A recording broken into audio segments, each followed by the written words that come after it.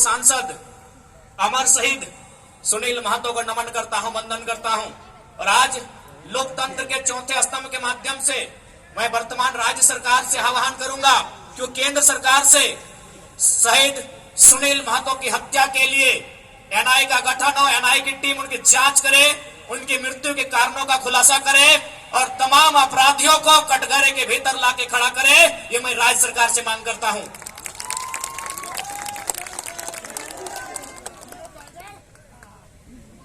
क्योंकि अगर आज एक एमपी को इंसाफ नहीं मिल पाएगा, एमपी जो प्रधानमंत्री के कक्ष में बैठता है, एक एमपी जो राष्ट्रपति के सम्मुख जाकर अपनी बैठकों को भाग लेता है, अगर इस राज्य में, इस देश में एक मेंबर ऑफ पार्लियामेंट को न्याय नहीं मिल पाएगा तो एक आम व्यक्ति न्याय की अपेक्षा कैसे रख सकता है। इसलिए मैं राज्य सरकार, चूंकि झारखंड मुक्ति मोर्चा की सरकार है और शहीद सुनील महतो झारखंड मुक्ति मोर्चा के अंग थे, हिस्सा थे, मैं सरकार से ये मांग करता हूं।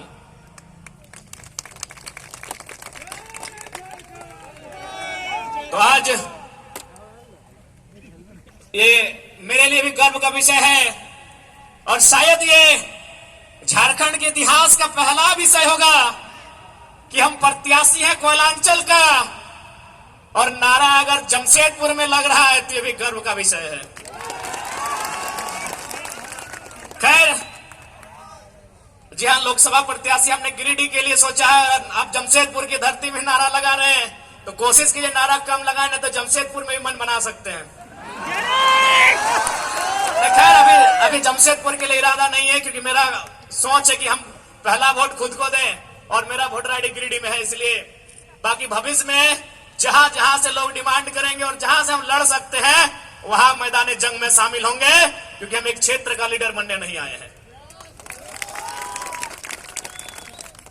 आज ये कोल्हान की धरती, आज इस धरती के चारों ओर बड़ी बड़ी इमारतें, न जाने कई हजार फैक्ट्रियां, कंपनियां, एक बड़ा उद्योग का क्षेत्र। लेकिन आज जब स्थानीय लोगों को वहां निम्न पाते हैं तो बड़ा सवाल आता है कि आखिर किसके लिए यह झारखंड राज्य अलग किया गया।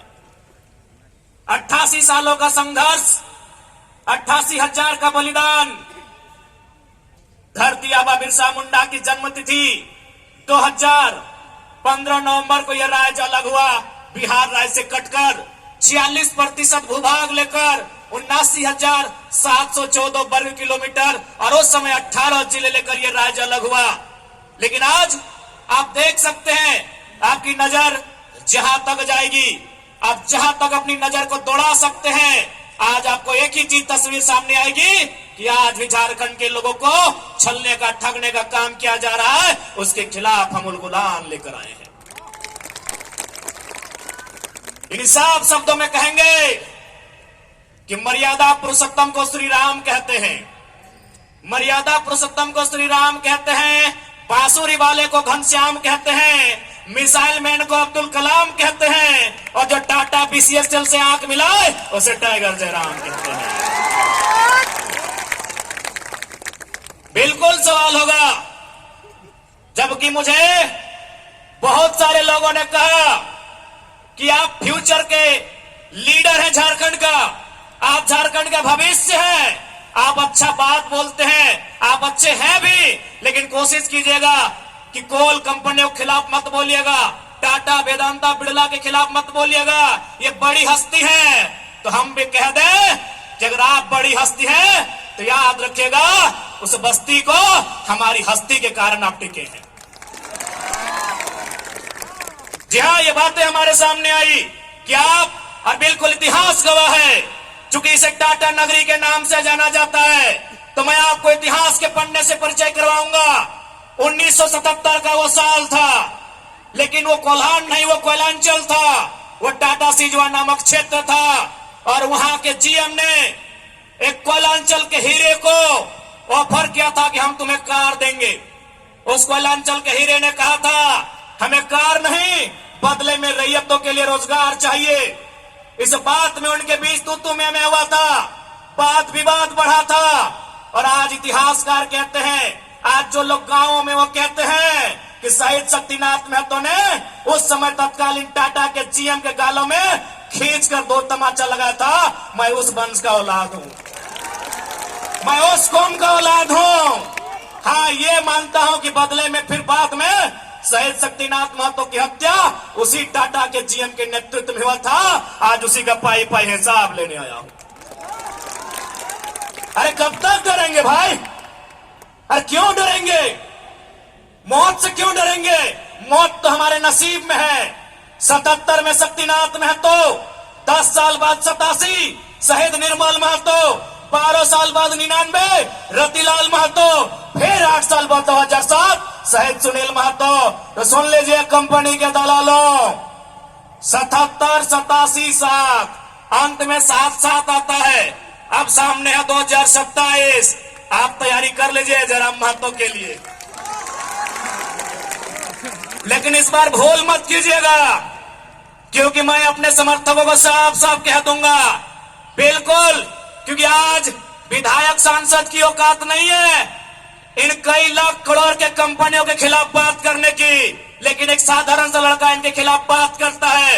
हो सकता है हमारी हत्या होगी, हमें परवाह नहीं, लेकिन अगर मुझे मानने वाले लोग हैं और मेरी हत्या होती है तो मैं आपसे कहूंगा उस समय धरना नहीं दिया जाएगा, ना कोई आगजनी किया जाएगा, ना ही सड़क जाम किया जाएगा और ना ही बसों का शीशा फोड़ा जाएगा। यदि सच में हमारी हत्या से आपको गुस्सा लगे तो शीशा नहीं, सर फोड़ना उन बेईमानों का जिनके कारण हमारी हत्या होगी। बहुत दिन तक डर के रहे, बहुत दिन तक डर के रहे। कत्ल होगा, शहादत होगी निर्मल महतो की, शहादत होगी सुनील महतो की, और टाटा में असिस्टेंट जीएम के पद पर काम करेगी एसएस की पत्नी। हम सवाल करेंगे, ये सवाल करने का हमको हक है। शहादत देंगे सुनील महतो। आज उनकी विधवा मां रो रही है, आर्थिक दयनीय स्थिति का सामना कर रही है, और एसएसपी की बीबी या फ्री फोकट में जनरल मैनेजर पद पे काम करेगी। हम इसका सवाल करेंगे। आपको जो कहना है कीजिए, आपको जो करना है कीजिए। अरे कब तक डरेंगे कोल्हानवासी? कब तक डरेंगे?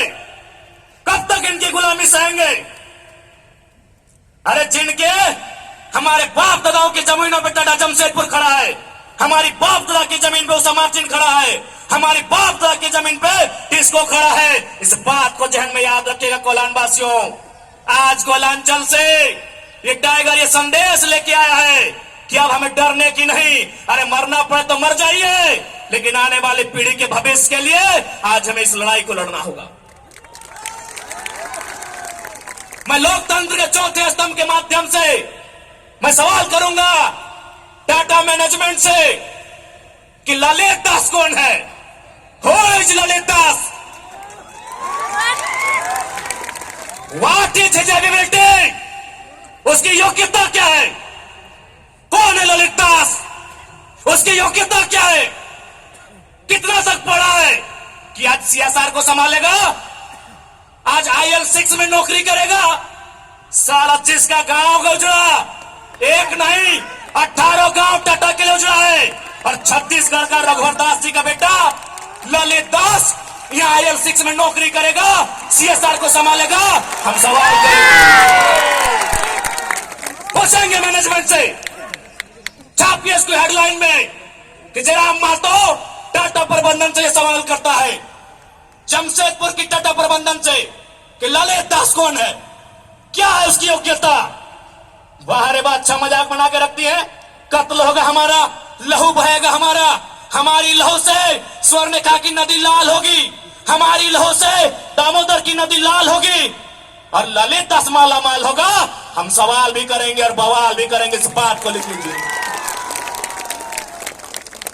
आइए सामने टाटा के प्रबंधन, और हमें उत्तर दीजिए कि ललित दास कौन है, क्या है उसकी योग्यता। पूर्व मुख्यमंत्री का बेटा होना योग्यता है या वर्तमान राज्यपाल का बेटा होना योग्यता है? क्या यह योग्यता कहा जाएगा? भारत एक संवैधानिक राष्ट्र है। क्या बाप के तोड़ने के बदले बेटा दरोगा बनेगा? बाप के तोड़ने से बेटा दरोगा बनेगा? बाप आप एग्जाम पास करेंगे बेटा टीचर बनेगा। तो पूर्व मुख्यमंत्री है चाहे वर्तमान राज्यपाल रहे, ललित दास कौन है, हमको हिसाब किताब चाहिए। आज ना ये चुनावी भाषण देने आए हैं, न राजनीति की बात करने आए हैं। एक संदेश लेके आए हैं कि कोयलांचल और कोल्हान के लोगों, हम दो हमारे दो नहीं। बिल्कुल इस भ्रम में मत रहिए, हम दो हमारे दो नहीं। तीसरा पैदा कीजिए, उसको निर्मल महतो बनाइए, उसको हथियार से लेस कीजिए। अरे कैसे लड़ेंगे आप इनसे? 20 लाख करोड़ की प्रॉपर्टी है इनकी, आप ऐसे लोगों से लड़ पाएंगे? आपका टीचर बेटा लड़ पाएगा? आपका वकील बेटा इनसे लड़ पाएगा? आपका डॉक्टर बेटा इनसे लड़ पाएगा?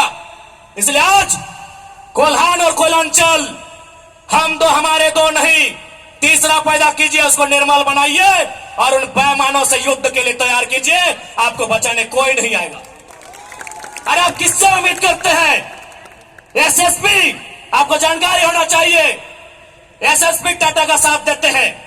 हिंदू मुस्लिम का राइट होता है, 44 मुसलमानों की दुकान तोड़ी जाती है, उस समय धारा 144 होता है, लेकिन टाटा रातों रात रोड बनाता है, धारा 144 का कहीं जिक्र नहीं होता है। आपकी सुरक्षा कौन करेगा बताइए? कौन करेगा आपकी सुरक्षा? ये हम आप बताइए हमें, कौन करेगा आपकी सुरक्षा?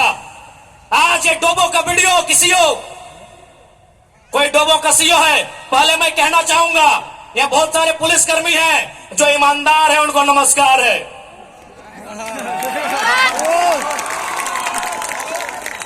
आईएएस रहे चाहे आईपीएस रहे, जो ईमानदार है उनको नमस्कार है। अगर कंपनी में भी ईमानदार लोग हैं तो ईमानदार है, उनको नमस्कार है। लेकिन सुनने में आया है कि डोबो का सीओ 20,000 रुपया प्रति एकड़ अपने बाप का जमीन मोटेशन करवाने के नाम पे मांगता है। ऐसे सीओ को जो डोबो का सुनने में आया है, उसको दोहमोनी में लेकर डुबा दीजिए। इस बात को हम चिन्ह ठोक के कहेंगे। उसका बाप का जमीन है क्या? 20,000 नहीं, 20 पैसा नहीं मिलेगा, 20 पैसा नहीं मिलेगा। वीडियो का बाप का जमीन है, सीओ का बाप का जमीन है क्या? लेकिन आपके बाप का दादा का ये जमीन है। ये 4000 साल से हम यहाँ खेती बाड़ी करते हैं, ये हमारा प्रमाण है। अरे अब तो दुनिया के वैज्ञानिक मान रहे हैं कि सबसे पहला इंसान सिंहभूम से निकला था। आप गर्व कीजिए अपने इतिहास पर, आप गर्व कीजिए अपने इतिहास पर। ये हम नहीं कह रहे हैं, ये दुनिया की रिसर्च की टीम कह रही है कि जब दुनिया जल में था और जल से जो मिट्टी का कण पहले बाहर आया था और सिंहभूम का इलाका था, ये दुनिया के रिसर्च टीम कह रही है।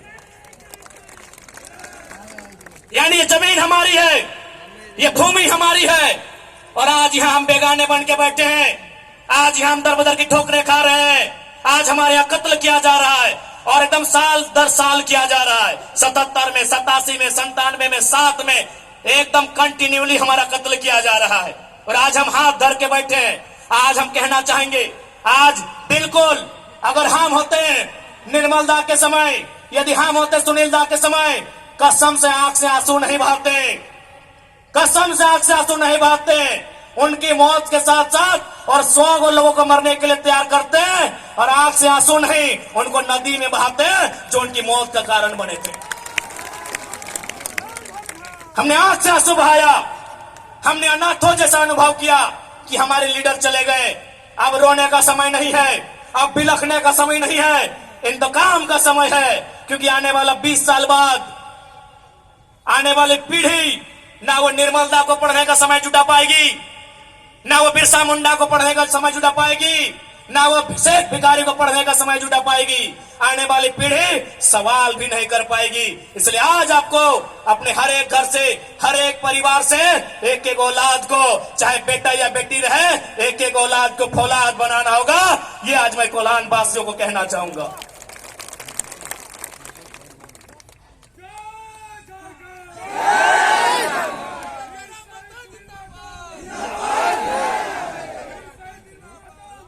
आज मैं एक सवाल करूंगा इस भीड़ से, मैं सवाल करूंगा टाटा नगरी में बसे बड़ी बड़ी इमारतों में बैठे लोगों से कि जब 1907 में टाटा की स्थापना हुई थी, मालिक कौन था? टाटा का कोई होगा? जब 1907 में टाटा की स्थापना हुई थी, मालिक कौन था? Who was the founder? Who was the owner? Tata का कोई होगा? नौसेरे भाई टाटा या जो भी उनका नाम है। आज 115 साल बीत चुके हैं। आज टाटा का मालिक कौन है? आज भी टाटा का मालिक टाटा का वंशी है। 100 साल पहले टाटा ने पूंजी का इन्वेस्ट किया था। आज 100 साल बाद भी टाटा का मालिक टाटा का वंशज है। लेकिन एक सवाल होगा मेरा, 100 साल पहले जिन कुड़मियों ने, जिन संथालियों ने, जिन हो ने, जिन गोड़ाई ने, जिन धीवर ने, जिन अल्पसंख्यक ने टाटा में जमीन दिया था, आज उस परिवार के पास क्या नौकरी है? आज हम सवाल करेंगे। अरे आपने पूंजी लगाया, 100 साल बाद आप मालिक हैं। हमने भी पूंजी दिया है। पूंजी 2 प्रकार की होती है इंपॉर्टेंट, एक जमीन, दूसरा अर्थ। अर्थ आपका, मालिक आज आप है, जमीन हमारी, हम कहां ये सवाल करेंगे। ये कैसा देश है जो कहते हैं ये गांधी का देश है, ये किसानों का देश है? गांधी जी कहते थे कि किसानों की आत्मा बसती है गांव में। तो आज कहां है गांव? आज कहां है किसान? केवल पूंजीवादी का हावी। आज चारों तरफ केवल कैपिटलिज्म के लोगों का दबदबा। ठीक है, हम विकास के विरोधी नहीं है। अरे हमने इंसान भी दिया है और जमीन दान भी दिया है। हमने इंसान के रूप में कभी बिरसा भगवान को दिया, कभी भागीरथ मांझी, कभी तिलका मांझी को दिया, तो कभी निर्मल महतो, तो कभी सुनील महतो जैसे शेर को हमने दिया। और जमीन की बात कीजिएगा तो जहां तक टाटा की नजर जाएगी वो जमीन सारी की सारी हमारी है। क्या नहीं दिया हमने विकास के नाम पे? विकास के नाम पे हमारा कत्ल हुआ, विकास के नाम पे हमारा गांव उजाड़ा गया, विकास के नाम पे हमको लूटा गया। और आज अगर हम सवाल करेंगे तो आप हमें उग्रवादी जैसे शब्दों से नवाजेंगे। तो आज ये बात जान लीजिए, भले आज ये आपका समय है क्योंकि प्रधानमंत्री आपके हैं। सही बात है, किसानों के प्रधानमंत्री नहीं है। भले आप भावनाओं में वोट देते हैं। आज फिर किसान आंदोलन कर रहा है, किसान 700 मर चुके हैं। ये किसानों के प्रधानमंत्री नहीं है। अगर ये किसानों के प्रधानमंत्री होते तो एक रूल बनाते। 1984 तक टाटा ने जो 15,000 एकड़ जमीन का अधिग्रहण किया है, उसमें मात्र 3,000 एकड़ में प्रोडक्शन का काम हुआ है। मात्र 3,000 एकड़ में कंपनी का एस्टेब्लिशमेंट किया गया है। यदि ये देश और ये वर्तमान के प्रधानमंत्री अगर किसानों के होते तो एक फरमान जारी करते कि बाकी जो आपके पास 12,000 एकड़ बचा है उसे पोल्ट्री फार्म खोलना है। क्या उसे पोल्ट्री फार्म खोलना है? जी नहीं, रियल एस्टेट को बेचना है। हमारी जमीनें टाटा डिसाइड करेंगे रियल एस्टेट को बेचना है। इसलिए अगर सच में ये किसानों के प्रधानमंत्री होते तो एक नियम बनाते, और ये नियम है भी, बाकायदा न्यायालय में चर्चा हो चुका है कि यदि किसी कंपनी ने जमीन लिया है और उस जमीन पे काम नहीं हुआ है तो रैयत को वापस लौटाना चाहिए। टाटा ने 15,000 एकड़ जमीन लिया है, मानते हैं 3,000 एकड़ पर इन्होंने काम किया है, चलिए 3,000 एकड़ एक्स्ट्रा, अभी भी 10,000 एकड़ जमीन है जो इनके कब्जे में है, वो यहाँ के रैयतों को वापस मिलना चाहिए। तब मानेंगे ये गांधी का देश है, तब मानेंगे किसानों का देश है। आप बोलेंगे हम मान लेंगे, दीजिए 10,000 एकड़ जमीन वापस, तब मानेंगे किसानों का देश है, तब मानेंगे महात्मा गांधी का देश है। आज और तमाम जितने भी IAS, IPS, मिनिस्टर, आज अगर मैं साफ कहूंगा कि संविधान की जितनी हत्या उग्रवादी आतंकवादी करते हैं उससे कहीं ज्यादा वो IAS, IPS और मिनिस्टर संविधान की हत्या करता है जो पूंजीपतियों का साथ देता है। क्यों पता है? पढ़े लिखे लोग, पुलिसकर्मी भाई आप भी सुनिएगा कि आपके SP संविधान की हत्या कैसे करते हैं। हाँ, पुलिस वाली दीदी आप भी सुनिएगा कि आपके DC संविधान की हत्या कब करते हैं। भारत के संविधान को खोलिए, भारत के संविधान में प्रियम्बल आता है। प्रियम्बल में क्या लिखा है पता है? हम भारत के लोग सामाजिक, राजनीतिक, आर्थिक न्याय की बात लिखा है। हम भारत के लोग धर्मनिरपेक्ष समाजवाद का नाम लिखा है, समाजवाद, पूंजीवाद नहीं लिखा है, कहीं नहीं लिखा है। भारत के संविधान में समाजवाद लिखा है। हम भारत के लोग धर्मनिरपेक्ष समाजवाद भारत की निर्माण करेंगे। आज ये जो भी IAS IPS अगर पूंजीवाद के पक्ष लेते हैं, नक्सली से भी बड़ा नक्सली वो IAS IPS होते हैं। हाँ, हम सीना ठोक के कहेंगे। बाकी एसपी साहब, आप चाहे तो हमारी मौत का साजिश कर सकते हैं, क्योंकि आपकी पत्नी को पूर्व में, अभी वाला नया आए हैं, पूर्व वाले SSP साहब, आप चाहे तो हमारी हत्या की साजिश रच सकते हैं, रचने का आपको अधिकार है। आपकी पत्नी को टाटा के दलालों ने नौकरी जो दिया है, और ये कोई नई बात नहीं है। झारखंड राज्य में केवल गुंडों ने मौत का साजिश नहीं किया है। बगोदर के एक विधायक थे, नाम अगर आप नहीं जानते तो सुन लीजिए, कॉमरेड महेंद्र सिंह, उनकी हत्या में SP का हाथ था। सीना ठोक के कहते हैं आज भी गांव में लोग कहते हैं कि कॉमरेड महेंद्र सिंह की हत्या में उस समय जो भी थे, क्योंकि हम लोग उस समय अंडा माना छोटा बच्चा थे, हमें आइडिया नहीं है, जो भी थे, जिस भी जिला के थे, झारखंड में 24 में से एक SP का हाथ था महेंद्र सिंह की हत्या में। तो ऐसे लोग जिनकी पत्नियों को, जिनके बच्चों को ये लोग नौकरी देंगे, वो हत्या करने से पीछे कैसे हटेंगे? तो सुन लीजिए महोदय, क्योंकि आपकी योग्यता का हम सम्मान करते हैं, आपकी प्रतिभा का सम्मान करते हैं, आपकी एजुकेशन का सम्मान करते हैं, लेकिन एक बात कहेंगे, हम गरीब लोग हैं, बद्दुआ नहीं देते हैं, लेकिन हमारे दिल से एक हाय निकलती है। उस हाय से याद रखिएगा, ये विधाता आपको कभी माफ नहीं करेगा।